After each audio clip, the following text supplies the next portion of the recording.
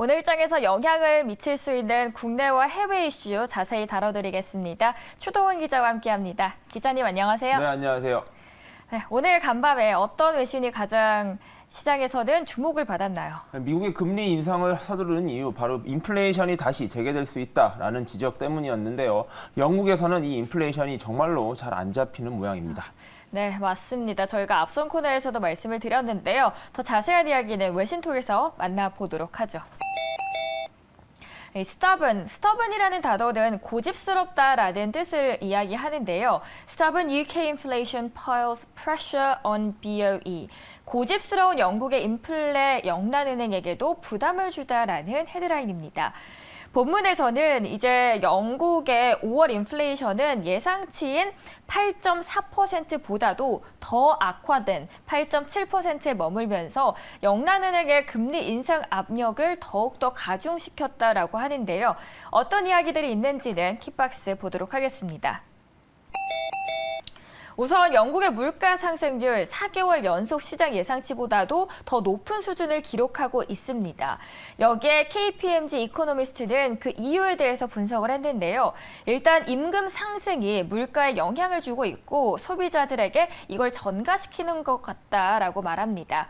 캐피털 이코노믹스의 영국 수석 이코노미스트도 핵심 인플레이션의 가속화로 인해서 영국이 점점 더 글로벌 아웃라이어이자 스태그플레이션 국가처럼 보이기 때문에 인플레이션을 낮추기 위해 영국 중앙은행이 더 강하게 싸워야 할 것이다 라고 꼬집었습니다. 그림 하나 보도록 하겠습니다.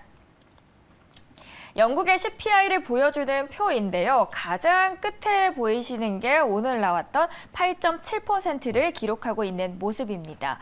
지금 영국의 중앙은행은 금리를 최소 0.25%포인트 정도 인상을 할 예정이었는데요. 지금 쭉 돌아가는 분위기를 보면 트레이더들이 현재 0.5%포인트 인상 가능성을 거의 40%로 높게 보고 있거든요. 그러면 내년 초에 6%로 정점을 찍을 것으로 예상하는 건데 지금 영국의 물가 상황 어떻게 흘러가고 있는 건가요? 네, 영국의 인플레이션이 잡히지 않는 분위기입니다. 계속해서 올라가고 있다 보니까 시장에서는 부담이 커지고 있고요.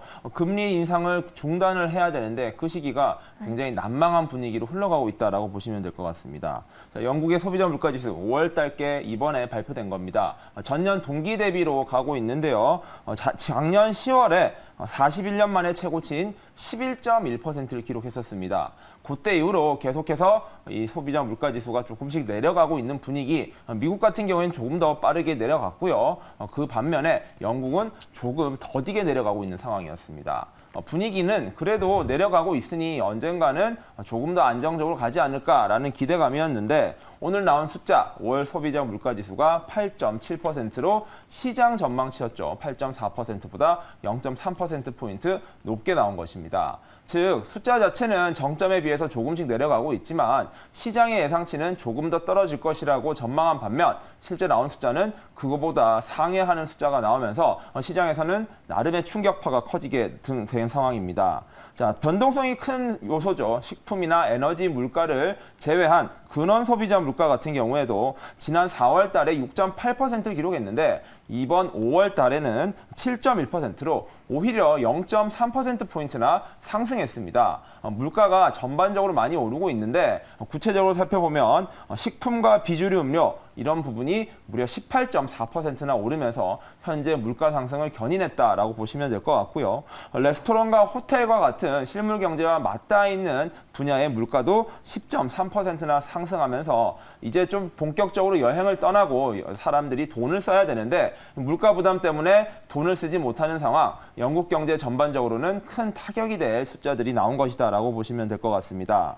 자, 근원 소비자 물가 지수 아까 7.1%라고 말씀드렸는데 이것은 1992년 3월 이후 31년 만에 최고치라고 합니다. 즉 물가지수가 여전히 잡히지 않는 분위기로 이어져 가는 가운데 영국이 이러한 위기를 극복할 수 있을 것인가에 대한 우려가 커지고 있다라고 보시면 될 것 같고요.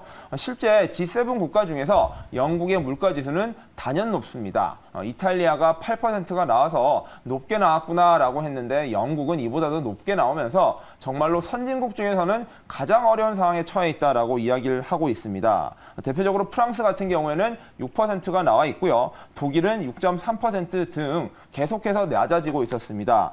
전반적인 EU도 7.1%로 7%대 그리고 6%를 기록한 가운데 영국만 8%를 기록하면서 과연 이러한 위기가 극복될 것인가라고 이야기가 나오고 있는 상황입니다.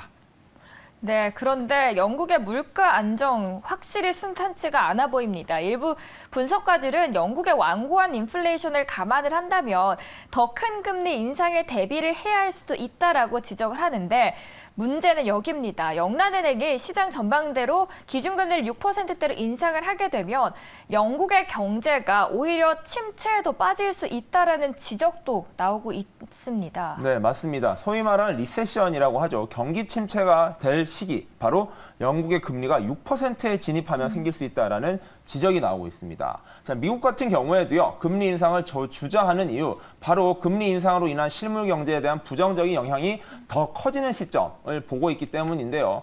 그렇기 때문에 중앙은행들은 목표 금리 지수를 정하고요. 이에 맞춰서 시장 경제 충격파를 최소화할 수 있는 정도의 속도로 가속화하는 것을 결정합니다. 이게 중앙은행의 역할이고 여러 가지 금리 결정에 매우 중요한 변수들이다라고 보시면 될 것 같은데요. 앞서 말씀해 주신 것처럼 이번에도 영국이 이제 영란은행에서 금리를 0.25%포인트 올리는 것은 거의 확실시 되었습니다. 하지만 물가지수가 예상보다도 좋지 않게 나오면서 이보다 더 많은 금리, 그러니까 빅스텝이나 자이언트 스텝을 밟아야 되는 것이 아니냐라는 이야기까지 나오고 있을 만큼 영국의 인플레이션 부담은 무척이나 크다라고 보셔야 될 것 같습니다.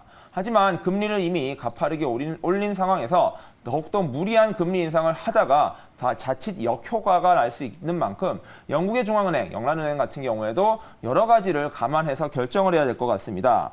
현재 4.5%에서 0.25%포인트를 올린다면 4.75%가 되고요. 향후 중장기적으로 연말에서 내년 초까지 6%까지 가줘야 이 물가지수에 대응할 수 있는 금리 수준이 될 것이다라는 것이 시장의 공통된 의견입니다. 하지만 6%의 금리가 가는 순간 본격적인 영국 경제의 리세션이 시작된다는 점, 이러한 부분까지 생각을 한다면 굉장히 딜레마적인 상황에 빠져 있다라고 보면 될 것 같고요. 영국은 이르면은 연말 내에 금리 인상을 멈추고 본격적인 실물 경제 살리기로 넘어가겠다라는 계획을 세웠었습니다. 리시 스넥 영국 총리 같은 경우에도 취임을 하면서 목표가 바로 이러한 영국의 금리를 현재 수준에서 절반까지 낮추는 게 목표다라고 이야기를 했었는데 최소한 내년까지는 이러한 이야기 그리고 공약을 지킬 수 없게 되면서 정치적 부담 역시 늘어날 수밖에 없다라는 분석도 나오고 있습니다.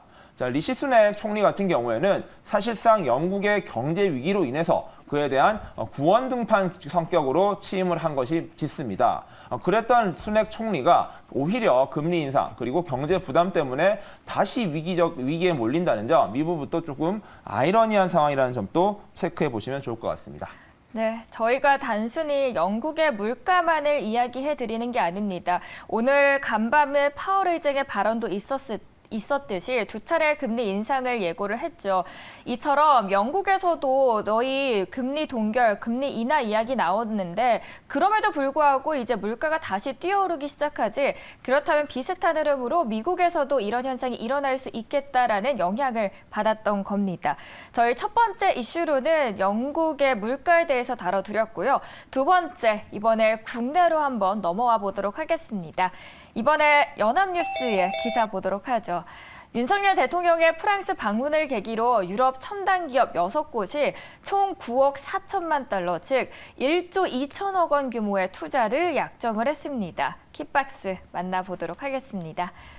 이번 프랑스행은 지난해 9월 미국의 뉴욕, 그리고 올해 1월에 스위스 다보스, 올 4월에는 미국의 워싱턴에 이어서 네 번째입니다. 이제는 유럽 쪽으로도 관계를 조금씩 더 확장해 나가고 있는 모습인데요. 윤 대통령은 이들 기업 CEO와 일일이 하나씩 악수를 한 다음에 모두 발언에서 이렇게 이야기를 합니다. 한국 정부는 외국 기업들이 마음껏 투자하고 일자리를 창출할 수 있도록 이 세계 최고 투자 환경을 만들 것이다. 공급망 안정에 기여하는 기업에서는 확실한 인센티브를 우리가 주겠다라고 합니다. 여기에 대해서 최상호 경제수석은 프레스룸 브리핑에서 지난해 유럽에서 한국으로 온 투자 신고 금액이 80억 달러라는 점을 고려하면 이 9억 4천 달러는 12%로 적지 않은 규모다라고 말을 했는데요. 미국에 이어서 이제는 유럽 쪽으로도 조금씩 뻗어가는 모습인데 이번 유럽의 행보는 어떻게 보면 되고 이를 통해서 한국은 어떤 경제 효과를 누릴 수 있게 되는 건가요? 네, 맞습니다. 최근에 다뤄들었던 여러 뉴스 중에 미국과 유럽이 반도체 동맹을 강화하고 나섰다라는 뉴스를 보내드린 적이 있습니다. 즉 반도체 시장을 놓고요, 미국과 유럽의 결합 그리고 협력이 강화되는 가운데 대한민국 역시 이러한 상황을 해결하기 위해서 유럽과의 손을 맞잡았다라고 보시면 될 것 같습니다. 자, 미중 갈등이 고도화되면서요, 이러한 상황 속에서 한국의 입장이 굉장히 난처해졌었습니다.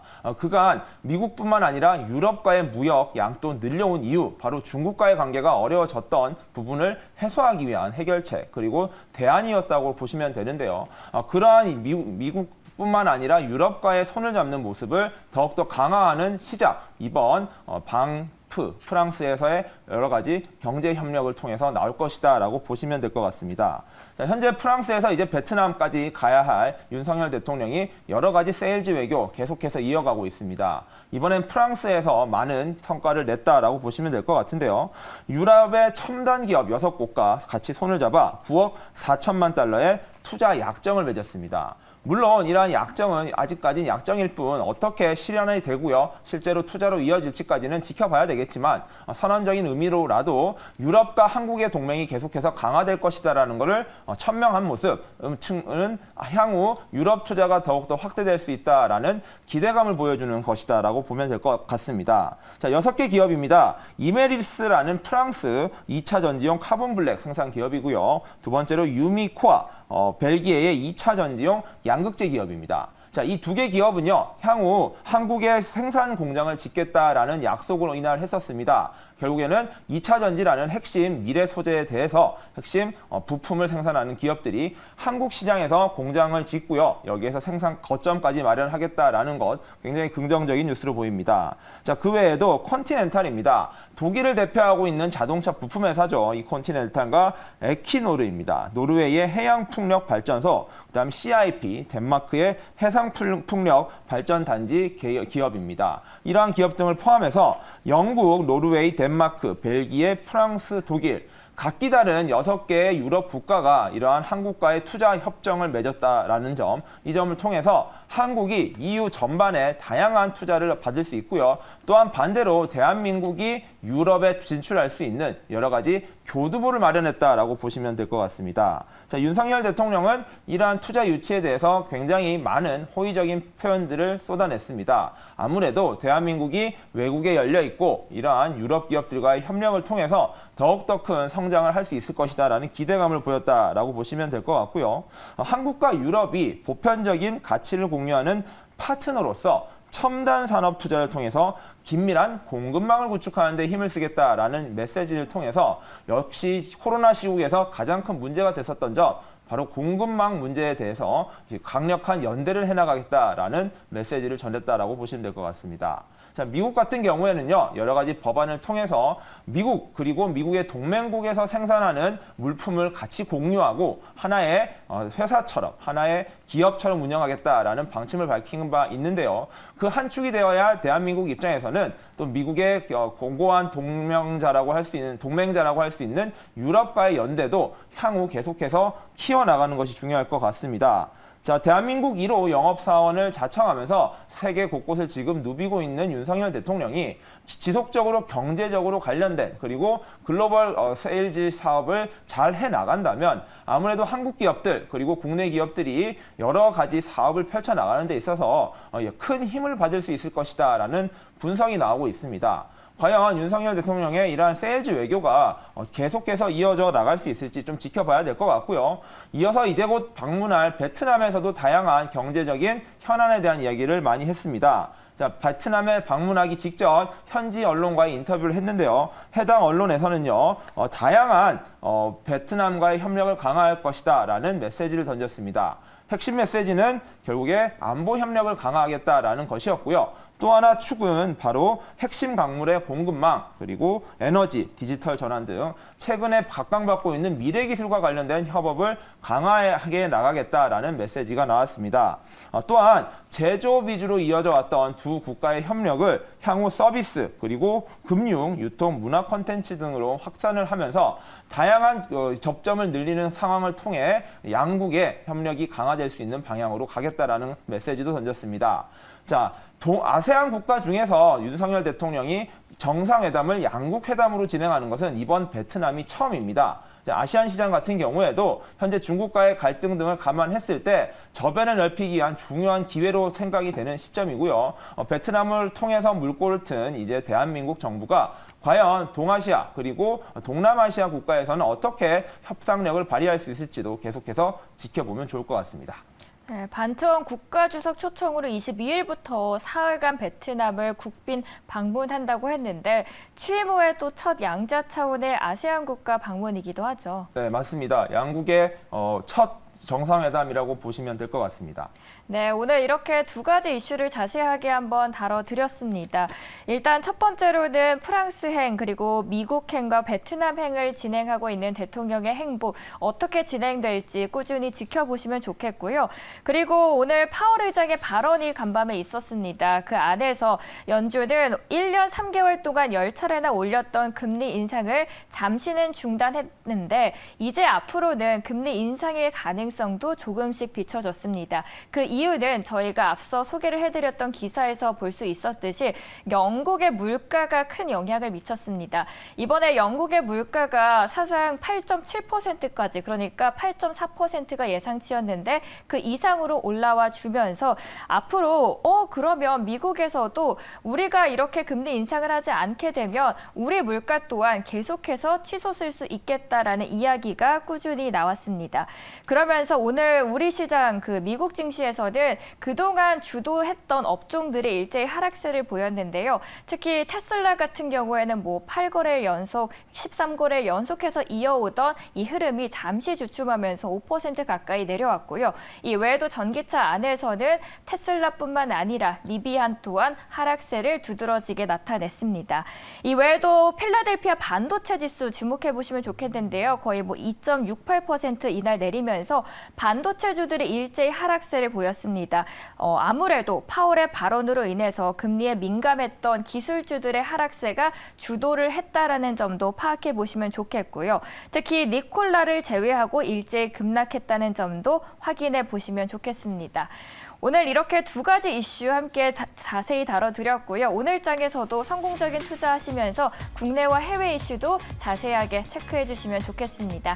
지금까지 시청해 주신 여러분 고맙습니다.